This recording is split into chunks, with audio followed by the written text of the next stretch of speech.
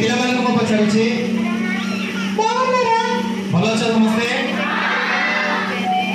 అన్న भाई నేను కూడా వచ్చాను मोहम्मद यासी అన్న भाई నేను 3 दिन